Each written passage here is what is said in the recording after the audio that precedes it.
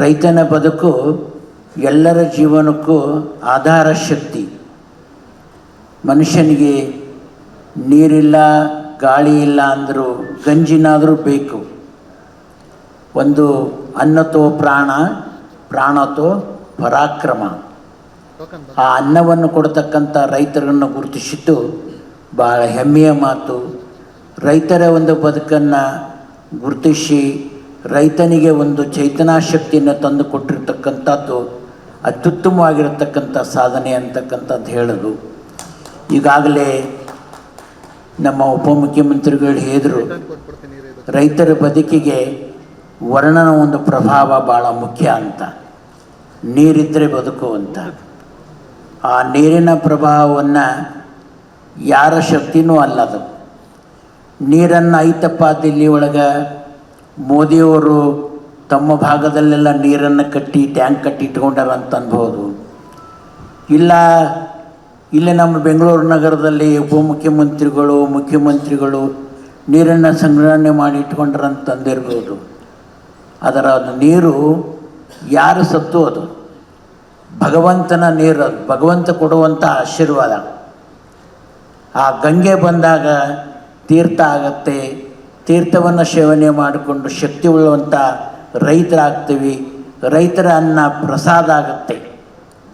ಆ ರೈತರ ಬದುಕನ್ನು ನಾವು ಎಷ್ಟು ರೀತಿಯಿಂದ ನಾವು ಶ್ರದ್ಧಾಭಕ್ತಿಯಿಂದ ಮಾಡ್ತೀವೋ, ಭಗವಂತನ ಪ್ರಾರ್ಥನೆ ಆ ಶ್ರದ್ಧಾಭಕ್ತಿಯಲ್ಲಿ ಮಾಡೋರಾಗಬೇಕು. ಈಗ ತಾನೇ ನಾನು ಹೇಳಿದ್ದೀವಿ ಜಿ ಪರಮೇಶ್ವರ್ ಅವರಿಗೆ, ನಿಮ್ಮ ಎಲ್ಲ ದೇವಾಲಯ, ಮುಜರಾಯಿ ಸಂಬಂಧಪಟ್ಟಿರ್ತಕ್ಕಂಥ ದೇವಾಲಯ ಏನದು ಒಂದು ಪ್ರತಿಷ್ಠಾಪನೆ ಆಗಿದ್ದವು. ಒಂದು ಕಾಲದಲ್ಲಿ ರಾಜ ಮಹಾರಾಜರು, ಋಷಿಪುಂಗವರು ತಪಸ್ಸನ್ನು ಮಾಡಿ, ತ್ಯಾಗ ಜೀವನವನ್ನು ಮಾಡಿ, ರಾಜಮನೆತನದವರು ಆ ಒಂದು ದೇವಾಲಯಗಳನ್ನು ಸ್ಥಾಪನೆ ಮಾಡ್ಕೊಂಡ್ಬಂದಿದ್ದಾರೆ. ಅದರ ಒಂದು ಶಕ್ತಿಯುತವಾಗಿರ್ತಕ್ಕಂಥ ಆ ಪ್ರಸಾದವನ್ನು ಪಡೀತಕ್ಕಂಥದ್ದು ನಮ್ಗೆ ಆಗ್ತಾ ಇಲ್ಲ. ಆ ಒಂದು ವ್ಯವಸ್ಥೆಯಲ್ಲಿ ಉಪಮುಖ್ಯಮಂತ್ರಿಯವ್ರಿಗೆ ನಾನು ಕಿವಿ ಮಾತು ಹೇಳಿದೆ, ಎಲ್ಲ ಮುಜರಾಯಿ ದೇವಸ್ಥಾನಗಳು ಬೆಳಗ್ಗೆ 6 ಗಂಟೆ ಒಳಗಾಗಿ ಅದಕ್ಕೆ ಒಂದು ಅರ್ಚನೆ, ಅರ್ಪಣ, ಮಂಗಳಾರತಿ ಸಲ್ಲಿಸಬೇಕು. ಸಲ್ಲಿಸಿದರೆ ಅದು ಪರಿಪೂರ್ಣವಾಗಿರ್ತಕ್ಕಂಥ ಭಗವಂತನಿಗೆ ಪ್ರೀತಿ ಆಗುತ್ತೆ. ಆ ಒಂದು ವ್ಯವಸ್ಥೆಯಲ್ಲಿ ಮಳೆರಾಯ ಸುಗಮವಾಗಿ ದೊರೆಯಲು ಸಂದೇಹನೇ ಇಲ್ಲ. ಆ ಒಂದು ವ್ಯವಸ್ಥೆಯನ್ನು ನಾವು ರೈತರು ಮಾಡಬೇಕು, ರಾಜಕೀಯ ಮುಖ್ಯಸದ್ಯಗಳೇ ಮಾಡಬೇಕು, ಆ ವ್ಯವಸ್ಥೆ ಮಾಡಬೇಕು. ಎಲ್ಲ ಬಿಡೋದು, ಎಲ್ಲೆಲ್ಲೂ ಕಿಡಿಗೇಡಿ ಬುದ್ಧಿ ಮಾಡಿಕೊಂಡು ರೋಡಿಗೆ ಬುದ್ಧಿ ಒಳ್ಳೆ ಆಡೋದು, ಅಲ್ಲಿ ಹೋಗಿ ಇಲ್ಲಿ ಹೋಗಿ, ಬನ್ನಿ ಬುದ್ಧಿಯವರೇ ನಾವು ಸ್ಟ್ರೈಕ್ ಮಾಡ್ತಾ ಇದ್ದೀವಿ, ನೀರು ಅಷ್ಟು TMC ನೀರು ಹೋಗೈತಿ, ಇಷ್ಟು TMC ನೀರು ಹೋಗೈತಿ ಅಂತೇಳಿ ಗುರುಗಳನ್ನ ಕರ್ಕೊಂಡೋಗಿ ಬಿಸಿಲಾಗ ಒಣಗಾಕ ನಿಲ್ಲಿಸೋದು. ಬರ್ರಿ ಬುದ್ಧಿ ಅಂಥೇಳಿ. ಗುರುಗಳ ನೀವು ತಪಸ್ವಿಗಳಾಗಿದ್ದೀರಿ, ಸ್ವಾಮಿಗಳಾಗಿದ್ದೀರಿ, ನಮಗೆ ಮಳೆ ಬಂದಿಲ್ಲ, ಏನಾರು ಒಂದು ಆಶೀರ್ವಾದ ಮಾಡಿರಿ ಅಂತ ಕೇಳೋ ಭಕ್ತ ಒಬ್ಬನೂ ಬಂದಿಲ್ಲ ನಮ್ಮ ಅಂತ್ಯಕ್ಕೆ. ಗುರು ಮಂತ್ರಾಧೀನ, ಶಿಷ್ಯ ತಂತ್ರಾಧೀನ. ಗುರು ಯಾವಾಗಲೂ ಮಂತ್ರ ಪಠಣವನ್ನು ಮಾಡ್ತಕ್ಕಂಥದ್ದೇ ಅವನ ಶಕ್ತಿ. ಶಿಷ್ಯ ಇಸ್ಪೆಟ್ನೆಂಟ್ ಜೋಕರ್ ಅವರು ಎಲ್ಲ ಮಾಡ್ತಾನೆ. ಸಾಯಂಕಾಲ ಆದಮೇಲೆ ಒಂದು ಕ್ವಾರ್ಟರ್ ಹಾಕ್ಕೊಂಡ್ಬಿಟ್ಟು ಅಪ್ಪನ್ನ, ಅವನ್ನ, ಹೆಂಡ್ತಿನ, ದೇವ್ರನ್ನ, ದಿನರನ್ನ ಎಲ್ಲರನ್ನೂ ಬೈತಿರ್ತಾನೆ. ಹೌದನಪ್ಪ, ಶಿಷ್ಯ ಮಾಡೋ ಕತೆ ಇದು. ಗುರು ಧರ್ಮ ಉಳಿಲಿ, ಭಕ್ತ ಉದ್ಧಾರ ಆಗಲಿ ಅಂಥೇಳಿ ಪ್ರಾರ್ಥನೆ ಮಾಡ್ತಕ್ಕಂಥದ್ದು. ಈ ಭಾಗದಲ್ಲಿ ಎಲ್ಲರೂ ಯಾವ ಶಿಷ್ಯರು ಬಂದ್ರೂ ಗುರುಗಳ ಮಳೆ ಬಂದಿಲ್ಲ ಅಂತ ಒಬ್ಬ ಶಿಷ್ಯನು ಇವತ್ತಿಗೂ ಕೇಳಿಲ್ಲ.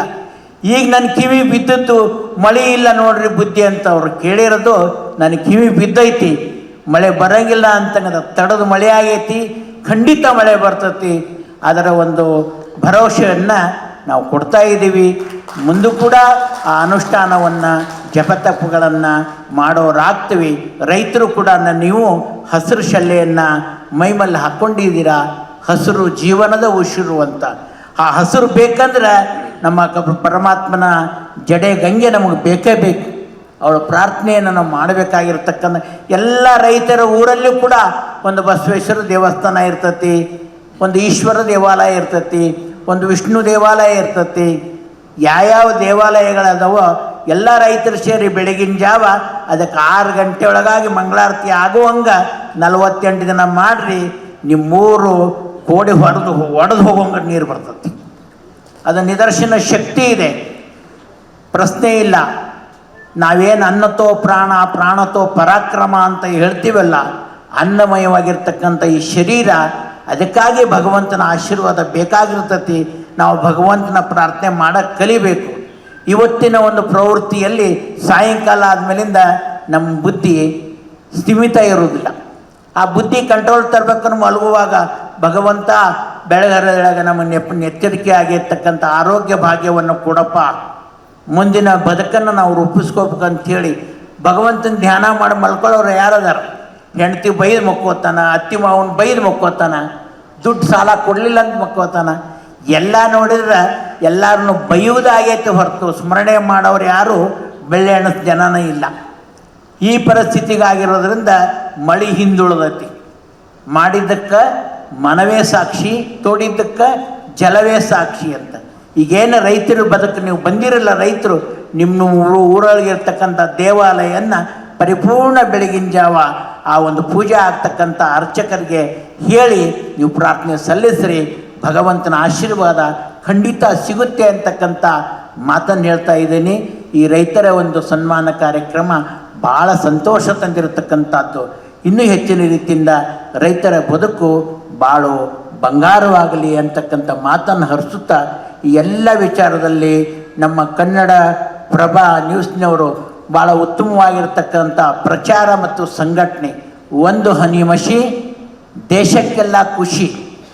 ಅವರು ಪ್ರಚಾರ ಮಾಡುವರ ಜೊತೆಗೆ ಬದುಕನ್ನು ಮಾಡಿರ್ತಕ್ಕಂಥ ಗುರುತಿಸ್ಕೊಂಡೊಂದು ಏನು ಮಾಡ್ಕೊಂಡು ಬಂದಿದ್ದಾರೆ, ಅದು ಇನ್ನೂ ಉತ್ತಮವಾಗಿರ್ತಕ್ಕಂಥ ಸನ್ನಿವೇಶ.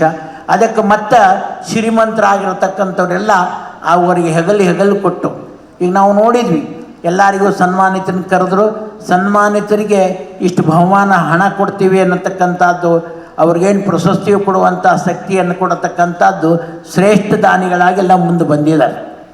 ಅವ್ರಿಗೂ ಕೂಡ ಗುರುತಿಸ್ಕೊಂಡು ಅವರನ್ನು ಕೂಡ ಪ್ರತಿನಿಧಿಯನ್ನಾಗಿ ಗುರುಗಳ ಸಮ್ಮುಖದಲ್ಲಿ, ಉಪಮುಖ್ಯಮಂತ್ರಿಗಳ ಸಮ್ಮುಖದಲ್ಲಿ ಎಲ್ಲರನ್ನೂ ಸನ್ಮಾನ ಮಾಡಿ ತೃಪ್ತಿಕರವಾಗಿರ್ತಕ್ಕಂಥ ಸಂತೋಷವನ್ನು ತಂದಿದೆ. ಆ ಭಗವಂತನ ಕೃಪೆಯಿಂದ ನಿಮ್ಮ ಬದುಕು ಭಾಳ ಬಂಗಾರವಾಗಲಿ ಅಂತಕ್ಕಂಥ ಮಾತನ್ನು ಹರಿಸುತ್ತಾ 2 ಮಾತಿಗೆ ವಿರಾಮ ಕೊಡುತ್ತೇವೆ. ಶಿವಂ ಭೂಯಾತ್, ಶಿವಂ ಭೂಯಾತ್, ಶಿವಂ ಭೂಯಾತ್. ಸಾಂಬಜಯ ನಮ ಪಾರ್ವತೀಪತಿ ಹರ ಹರ. ಮಾನವ ಧರ್ಮಕ್ಕೆ, ಧರ್ಮದಿಂದಲೇ ವಿಶ್ವಕ್ಕೆ, ಭೋಲೋ ಭಾರತ್ ಮಾತಾ ಕಿ. ರೈತ ಬಂದವರು ರೈತರ ಮಹಾರಾಜ್ ಕಿ. ಎಲ್ಲ ರೈತರು ತಮ್ಮ ಊರಿಗೆ ಹೋಗಿ ದೇವಾಲಯದ ಅರ್ಚಕ ದೇವರ ಪ್ರತಿರೂಪ. ಆ ಅರ್ಚಕನಿಗೆ ಎಚ್ಚರಿಕೆಯನ್ನು ಕೊಟ್ಟು ಬೆಳಗಿನ ಜಾವ 6 ಗಂಟೆ ಒಳಗಾಗಿ ಆ ಒಂದು ಪ್ರಾರ್ಥನೆ ಅರ್ಚನೆ ಅರ್ಪಣೆ ಮಾಡುವಂಥದ್ದನ್ನು ಎಲ್ಲರ ಕಿವಿ ಮಾತನ್ನು ಹೇಳಿ ಆ ಸಾಧನೆ ಮಾಡಿರಿ. ನಾನು ನನ್ನ ಮಟ್ಟಕ್ಕೆ ಹೋಗಿ ನನ್ನ ಅನುಷ್ಠಾನ ಪ್ರಾರಂಭ ಮಾಡ್ತೀನಿ. ಆದಷ್ಟು ಬೇಗ ನಿಮಗೆ ಮಳೆ ಬರುವಂಥ ಶಕ್ತಿ ಸಾಮರ್ಥ್ಯ ಪ್ರಾರ್ಥನೆಯನ್ನು ಮಾಡ್ತೀನಿ ಅಂತಕ್ಕಂಥ ಮತ್ತೊಂದು ಮಾತನ್ನು ಹೇಳುತ್ತಾ ವಿರಾಮ ಕೊಡುತ್ತೀವಿ. ಶಿವಂ ಭೂಯಾತ್.